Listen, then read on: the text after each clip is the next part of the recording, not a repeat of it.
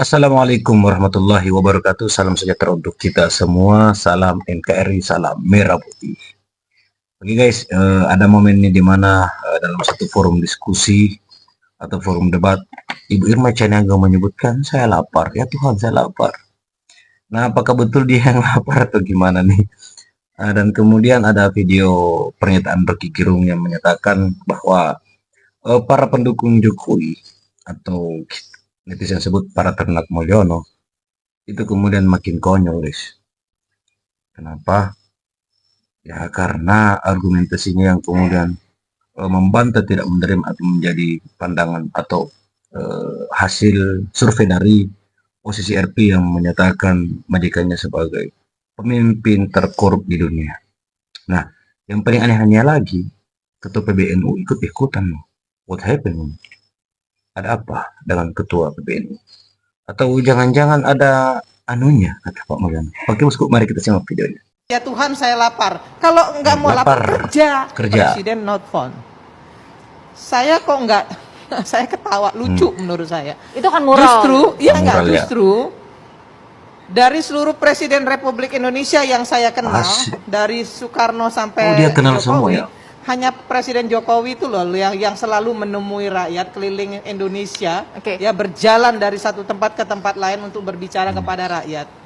Nah, kalau ada satu dua yang mungkin luput, manusiawi dong, nggak semuanya harus ditangani oleh presiden. Jangan juga kemudian lebay begitu yang mengatakan presiden not phone. Itu menurut saya itu masyarakat yang memberikan kritisi bodoh, gitu ya. Kalau dia pinter nggak seperti itu, apalagi yang nulis ya Allah, ya Tuhan saya lapar. Kalau nggak mau lapar kerja. Kalau kerja pasti nggak lapar kok. Para ternak Mulyono masih bergejolak.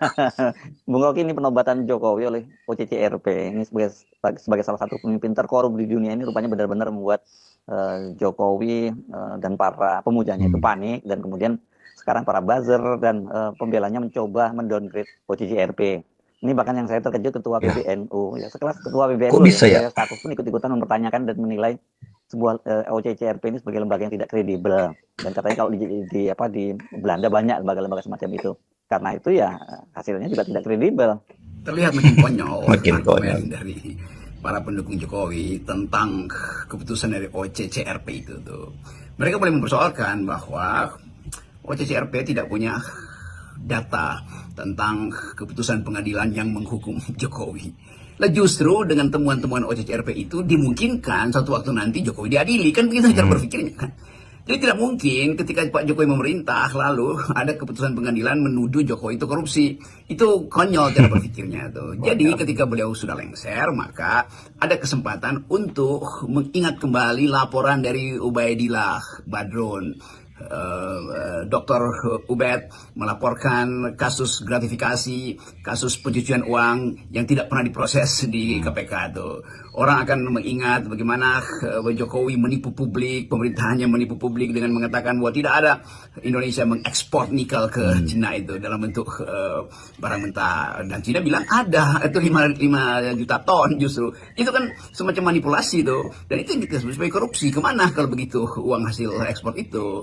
Dan kita tahu bahwa Presiden Jokowi memanipulasi konstitusi untuk meloloskan Gibran tuh. Semua itu adalah definisi tentang korupsi. Ada cari aja di ChatGPT dan akan dijawab oleh ChatGPT. Dan semua yang kita maksud dengan korupsi itu didokumentasikan dengan baik di dalam laporan-laporan LSM Indonesia tuh. Jadi kalau dikatakan bahwa OCCRP itu hanya melakukan survei, memang dia hanya menerima opini publik, opini rakyat Indonesia tuh, dan itu yang kemudian diputuskan untuk menaruh Presiden kita Joko Widodo di dalam 5 besar koruptor dunia itu kan. Jadi itu sebetulnya dasarnya. Kan nggak mungkin OCCRP itu datang untuk mencari data itu ke Solo, datang ke Istana Bogor untuk dapat datanya. Semua data itu ada di situ tuh, diucapkan oleh Rizal Ramli, diucapkan oleh Faisal Bahri, dua-duanya maaf udah almarhum, diucapkan oleh Ubed, diucapkan oleh BEM SI, dibongkar di bocor halus, di mana-mana data itu ada. Dan itu artinya publik punya ingatan tentang korupsi Jokowi lalu dibaca oleh sistem internasional tuh. Jadi memang begitu mekanismenya kan. Itu yang menakutkan para jongos Jokowi bahwa satu saat memang mereka nggak bisa kendalikan lagi opini publik kan. Jadi kalau bocor halus masih mungkin Tempo di hack, tetapi ini OCCRP itu ada bocor beneran. Jadi bukti bahwa Jokowi korupsi, ya itu yang dilaporkan OCCRP. Dari mana OCCRP dapat data itu? Ya dari data pembicaraan publik yang tidak mungkin disidangkan di Indonesia. Begitu cara berpikirnya kawan-kawan yang makin lama makin dangkal membela Jokowi. Kan itu kita mau terangkan semacam itu. Sekali lagi, fungsi-fungsi itu yang dimungkinkan dalam sistem internasional, yaitu transaksi ide itu tidak mungkin dibatasi lagi oleh sistem hukum positif kita.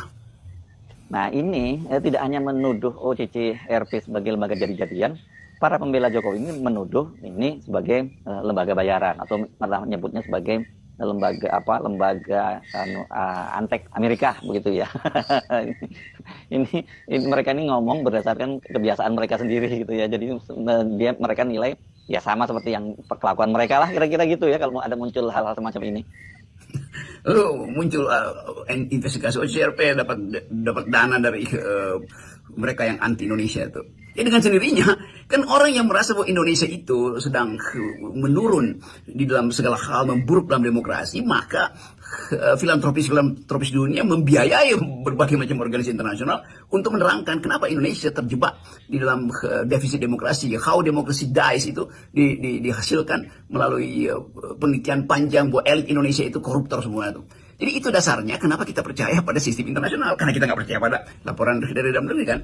Jadi mereka kawan-kawan pemuja Jokowi ini harusnya mampu untuk melihat bahwa kita di watch setiap hari, setiap kali Anda pegang handphone, Anda tukar tambah informasi di situ, dan Anda mulai membujuk orang untuk percaya bahwa Jokowi itu bersih, semakin orang nggak percaya tuh. Lalu counter datanya diupload kembali ke cloud, ke sistem pemantauan data dunia, maka algoritmanya terbaca oleh sistem internasional kan begitu harusnya. Jadi bukan sekedar berupaya untuk menghindar dengan satu kepastian bahwa itu bukan lembaga riset. Itu adalah lembaga riset yang basisnya adalah opini publik. Itu adalah lembaga riset yang basisnya ada keinginan untuk memperbaiki demokrasi di Indonesia tuh. Kalau begitu misalnya ketika awal reformasi itu Bank Dunia itu kirim banyak uang ke Indonesia untuk membekali negeri ini supaya jadi demokratis tuh. KPU dapat banyak uang, KPK dapat banyak uang, lembaga-lembaga survei di awal-awal itu harusnya tidak boleh berbisnis karena itu dana dari Bank Dunia atau dari PBB atau dari masyarakat sipil Amerika tuh. Apakah kita mesti mengatakan bahwa oke, kalau begitu reformasi kita itu dibiayai oleh asing? Begitu cara berpikirnya kan dungu namanya kan. Justru ketika kita memulai reformasi, maka masyarakat internasional merasa perlu membantu Indonesia supaya ditumbuhkan institusi demokrasi, supaya value demokrasi itu dialirkan dengan cara beradab. Kan itu dasarnya tuh. Nah sekarang hal yang sama dilakukan oleh organisasi internasional untuk melihatkan bahwa Presiden Indonesia ke-7 itu adalah koruptor. Datanya mana? Ya semua data yang kita pernah percakapkan di media sosial, di talk show segala macam, kritik dari Said Didu, kritik dari FNN, macam-macam, itu yang kemudian diambil untuk dianalisis. Jadi memang metodenya ya begitu. Nggak mungkin ada metode tanya langsung ke Presiden Pak Jokowi, Anda koruptor nggak? Atau sebagian Menteri Jokowi ditanya oleh OCCR, itu dia baru mau mengajukan visa aja udah pasti ditolak. Itu dasarnya tuh. Jangan dungu melihat transaksi informasi dunia itu dasarnya. Dan kalau kita baca literatur macam-macam, baca Noam Chomsky, baca dulu Richard Robinson, lalu baca di awal Orde Baru Indonesian Tragedy yang ditulis oleh Brian May, laporan-laporan tentang keadaan Indonesia di masa Orde Baru, dan itu hal yang sama ketika kita masuk pada era reformasi, keterbukaan itu udah ada di depan mata kita tuh. Jadi mereka yang menutup mata terhadap informasi lalu lintas informasi dunia itu namanya dungu dua kali, karena dia nggak ngerti bahwa metode untuk menghukum sebuah negara justru dimungkinkan ketika. Oke bosku, gimana nih tanggapan kalian terkait video Ibu Irma menyatakan saya lapar? Itu yang dikomentari adalah Amural ya. Mungkin yang buat Amural itu saya lapar itu adalah merupakan bentuk protes kepada Presiden Jokowi kemarin untuk menjabat. Karena mungkin dianggap menyengsarakan rakyat, dia mungkin merasa disengsarakan oleh Pak Jokowi, makanya dia tulis saya lapar, ya wajar lah. Kemudian ini yang aneh, memang ada apa ya PBNU membela Jokowi? Oke bosku, silakan tanggapi di kolom komentar. Sampai jumpa di video selanjutnya. Assalamualaikum warahmatullahi wabarakatuh.